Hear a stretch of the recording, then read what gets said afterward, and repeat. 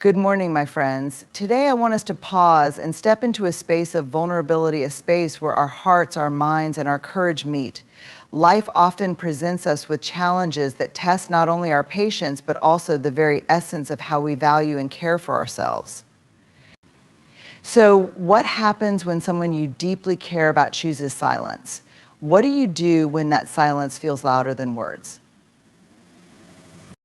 Today, we're going to explore a powerful response, a response that centers on reclaiming your own strength, your own worth, and your own path thought when someone chooses silence. It's natural to feel like you've been left in an emotional void. In that silence, questions arise. Why did this happen? Was it something I said? What could I have done differently? These questions often lead to self-doubt and anxiety. But before you can begin to answer them, before you can take any steps forward, you have to honor one critical truth you are allowed to feel. Let me say that again, you are allowed to feel. Society often teaches us to push our emotions aside, to stay strong, to keep moving, but strength is not found in suppression. True strength comes when you allow yourself to sit with the rawness of your emotions and give them the space they need to exist. Take a moment to reflect. What are you feeling right now? Is it sadness that things aren't as they once were? Is it anger at being ignored? Is it confusion or frustration because the silence feels unfair? Maybe it's fear of losing something or someone important to you. Whatever it is, it's valid. Yes, valid. Now, this process of feeling isn't just about sitting in your emotions and letting them overwhelm you. It's about acknowledging them without judgment. Think of your emotions like waves. They rise, they crest, and they fall. If you try to fight them, they'll pull you under, but if you let them flow, they'll eventually carry you to shore. Here's a practical way to do this. Write it down, take out a journal, or even just a piece of paper, and write down everything you're feeling. Don't censor yourself. Don't try to make it neat or pretty. Just write. Put your thoughts into words. When you see them on paper, they often feel less chaotic. Speak it out. If writing feels too distant, speak your emotions out loud, whether it's to a trusted friend, a therapist, or even just yourself. Saying the words, I feel hurt, I feel frustrated, or I feel scared can be a powerful release. Feel it in your body. Emotions don't just exist in our minds, they live in our bodies. Pay attention to where you feel tension or heaviness. Is it in your chest, your shoulders, your stomach? Breathe deeply into those spaces. Remind yourself that you are safe to feel. Feeling isn't a sign of weakness, it's a testament to your humanity. It's proof that you are alive, that you care deeply, that you're connected to the world around you. By allowing yourself to feel, you're giving yourself permission to start healing. And here's the beauty of this process. When you let yourself feel, you also begin to let go. You begin to make room for something new, new clarity, new strength, and maybe even new hope. The silence doesn't have to be the end of your story. It can be the beginning of a deeper understanding of who you are and what you truly deserve. So today, I encourage you to be kind to yourself. Allow yourself to cry if you need to. Allow yourself to scream into a pillow if that's what it takes. Your emotions are not your enemy, they are your guide. Trust them, honor them, and let them move through you. This is not the moment to run away from your feelings, it's the moment to meet them face to face with courage and compassion. Because in the act of feeling, you're not falling apart, you're beginning to piece yourself back together. When silence enters the space between you and someone you care about, it's like stepping into a dark room with no light switch. You can't see where you're going, and the unknown feels unbearable. In that darkness, our minds instinctively try to fill the gaps. We create stories, narratives, and explanations that might help us make sense of what's happening. But here's the truth: more often than not, the stories we create in our minds are not rooted in reality. They are fueled by fear, insecurity, and assumptions. Let me ask you this: how much energy are you spending trying to figure out what they're thinking? How many hours have you replayed your last conversation, analyzing every word, every pause, every gesture? How many nights have you lost sleep wondering if you said or did the wrong thing? This cycle of overthinking is exhausting, isn't it? And the harsh reality is that it brings no clarity, it only creates more confusion. You need to hear this: you are not responsible for the silence of another person. You don't control their thoughts, their choices, or their actions. The only thing you control is how you respond. And trying to control the narrative, trying to make sense of their silence, only chains you to a place of uncertainty and pain. Let me give you a practical perspective. Imagine you're holding a rope that's tied to a heavy weight. The more you pull, the more resistance you feel. You keep tugging, hoping that if you just pull a little harder, the weight will move. But it doesn't. And the tighter you hold on, the more your hands begin to burn. Now, think about what would happen if you simply let go. The weight doesn't disappear, but the tension, the pain is released. That's what happens when you let go of the need to control the narrative. So how do you release that rope? How do you stop the cycle of overthinking and overanalyzing? Here are some steps to help you take back your mental and emotional energy. 1, challenge the stories you're telling yourself. Ask yourself, what evidence do I actually have for this story I'm creating? Are you assuming they're ignoring you because they're upset? Are you imagining they've moved on without any real proof? Often, our minds jump to the worst case scenario because it feels safer to prepare for disappointment than to face the unknown. But that preparation comes at a cost. It steals your peace. When you catch yourself creating a story, pause and remind yourself, I don't know the full picture, and that's okay. 2, accept that you don't need all the answers right now. Silence can feel like a void that demands to be filled, but not all questions need immediate answers. Sometimes clarity comes with time. Trying to force answers or explanations only creates frustration. Accept that it's okay not to have closure at this moment. Sit with the uncertainty. Trust that in time, the pieces will fall into place, even if you don't know how or when. 3, redirect your energy to what you can control. Every moment you spend obsessing over the narrative is a moment you're taking away from yourself. Imagine what could happen if you redirected that energy. Instead of asking, why haven't they reached out? Ask yourself, what can I do to care for myself right now? Instead of replaying the past, focus on the present. What brings you joy? What helps you feel grounded? It could be as simple as going for a walk, reading a book, or calling a friend who uplifts you. 4, let go of the need for validation. Sometimes our need to control the narrative stems from a deeper desire to be seen, to be valued, to feel important. But let me remind you of this: your worth is not dependent on someone else's response. Their silence does not diminish your value. You are already whole, already F, just as you are. You don't need their explanation to validate your feelings or your experience. 5, practice radical compassion. Lastly, extend compassion not just to the other person, but to yourself. The silence may not be about you at all. People process their emotions differently, and their decision to step back might have more to do with their own struggles than with anything you've done. Give yourself grace in this moment. Remind yourself that it's okay to feel hurt, but it's also okay to release the need to control. A shift in perspective. Here's the beauty of letting go. When you stop trying to control the narrative, you create space for something new. You create space for clarity, for healing, and for peace. The unknown can be a scary place, but it can also be a space of possibility, a space where you can reconnect with yourself, redefine your priorities, and rediscover your strength. So the next time you catch yourself spiraling into overthinking, pause and breathe. Say to yourself, I don't need all the answers right now. I release the need to control what is not mine to control. In that release, you'll find freedom. And in that freedom, you'll find the strength to move forward, not tied to the narrative of someone else's silence, but anchored in the truth of your own resilience.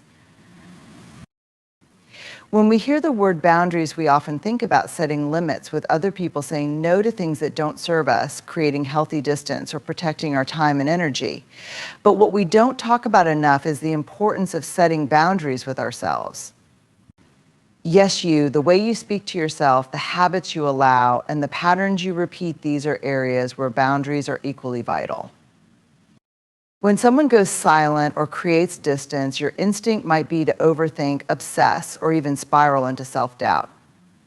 Your mind becomes a playground for what-ifs, and before you know it, hours or even days have been consumed by the emotional energy you're pouring into the situation.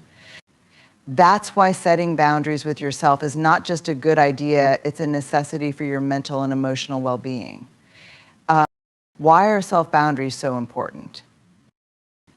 Think of boundaries with yourself as the foundation of your inner peace. Without them, you allow your thoughts to roam unchecked, often leading to unnecessary pain. Without them, you might find yourself checking your phone every 5 minutes, rereading old messages, or replaying the past in a loop that serves no purpose. Boundaries with yourself are about recognizing when your behaviors are no longer helping you, and then stepping in to protect yourself from unnecessary suffering. Here's the thing: you cannot heal or move forward if you allow yourself to stay trapped in a cycle of self-sabotage. Setting boundaries with yourself isn't about denying your feelings or pretending the situation doesn't hurt. It's about giving yourself the structure and discipline to create space for clarity, healing, and growth. How to set boundaries with yourself. 1. Limit the time you spend overthinking. One of the most significant ways we harm ourselves is by letting our thoughts run wild. It's easy to fall into the trap of replaying the silence or imagining what the other person is thinking. But here's a truth that will set you free: no amount of overthinking will give you the answers you're looking for.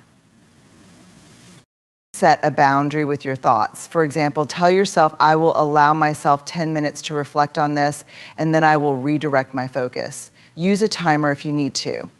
When the timer goes off, gently remind yourself, I've given this enough energy for now. Then shift your focus to something productive or uplifting. Over time, this practice will train your mind to spend less time dwelling on things you can't control. 2. Create rules around technology.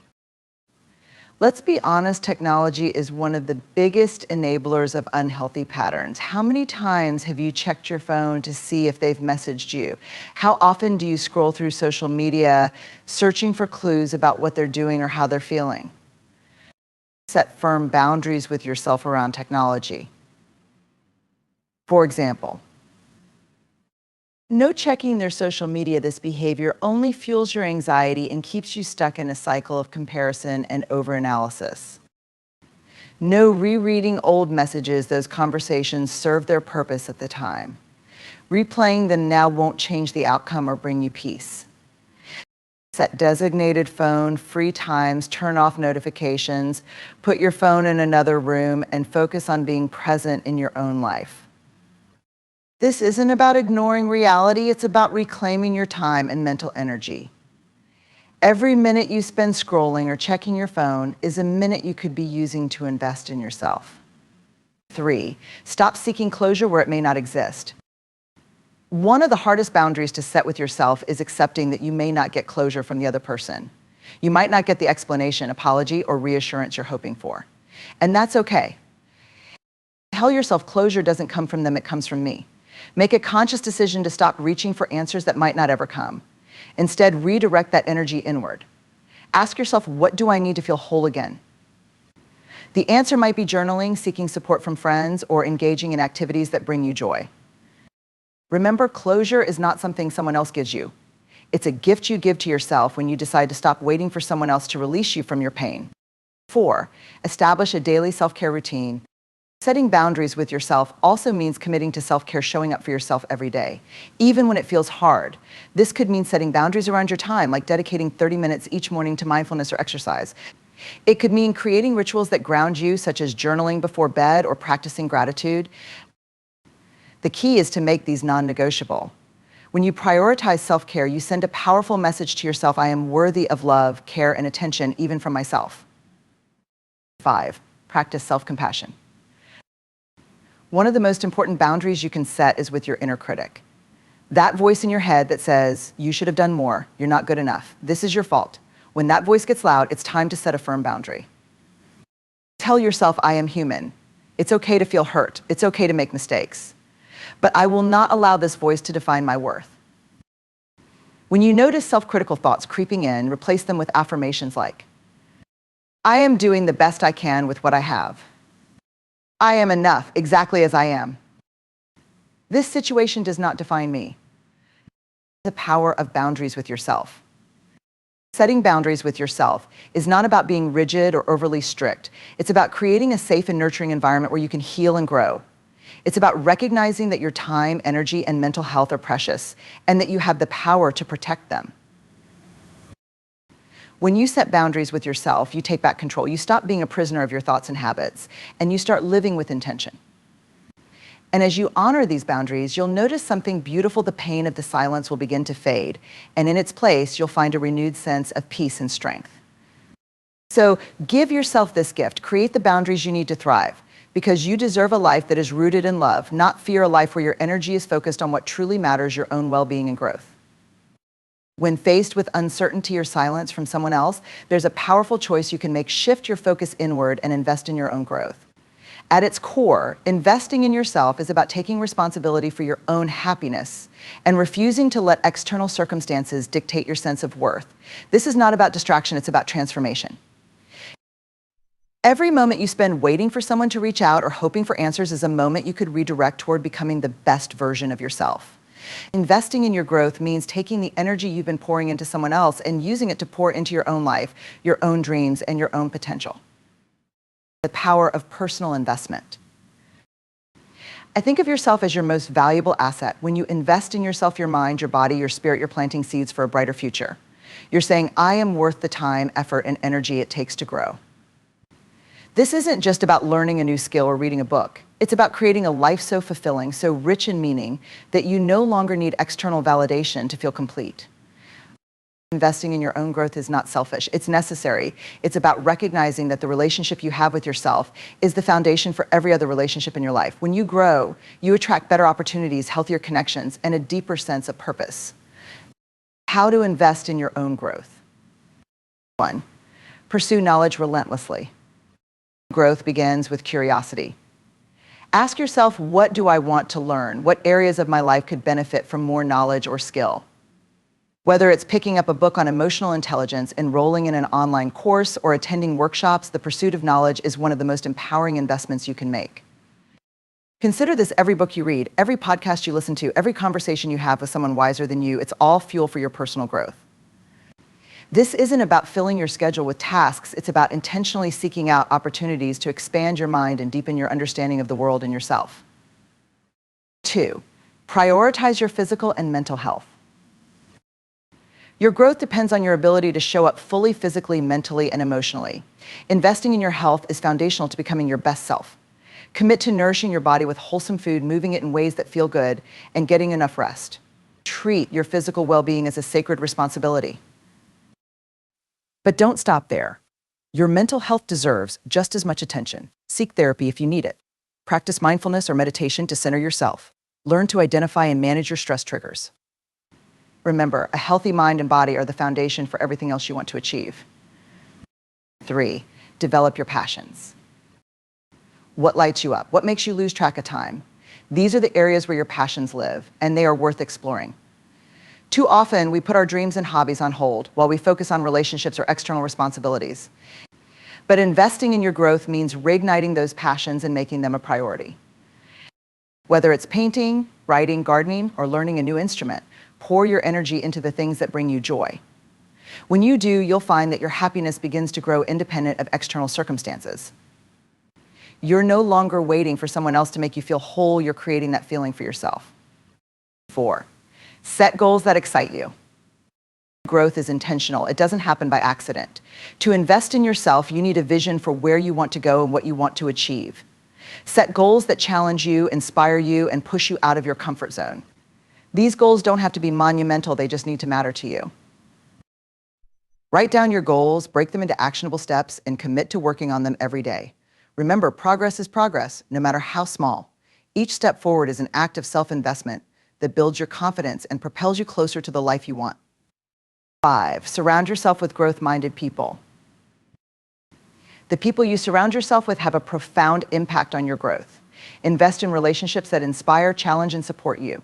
Seek out mentors, join communities of like-minded individuals, and build a network of people who are also committed to their own growth.